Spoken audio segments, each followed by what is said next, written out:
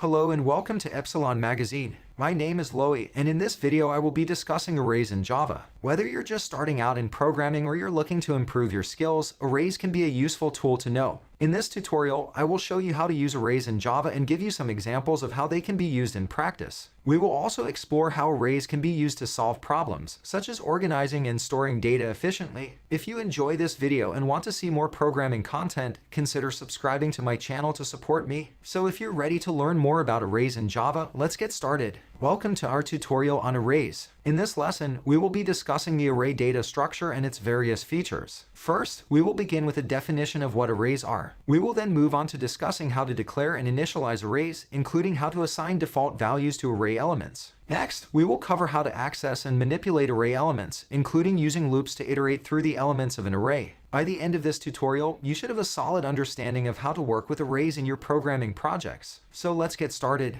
An array is a collection of similar data types in a sequenced format. The position of each data member in this sequence is represented with a number. Now that we have a basic understanding of arrays, it's time to take a closer look at them in action. We'll be using Visual Studio Code as our development environment to practice and delve deeper into arrays. So let's jump right in. Writing comments in code is a way to explain what the code does and why it is written in a particular way. It makes the code more readable and easier to understand for other developers who might be working on the same code. In Java, comments can be written in two ways, using double forward slash for single line comments, or enclosing a block of text in forward slash star and star forward slash for multi-line comments. In Java, there are a few different ways to create an array of integers. One way is to use the following syntax: int brackets, add space, then my array. Another way is to use this format: int add space, then brackets me array. And a third option is to write bracket at the end. Hint my array brackets. Please consider subscribing to our channel, Epsilon Magazine, for even more valuable code tutorials. Thank you for watching and we'll see you in the next video.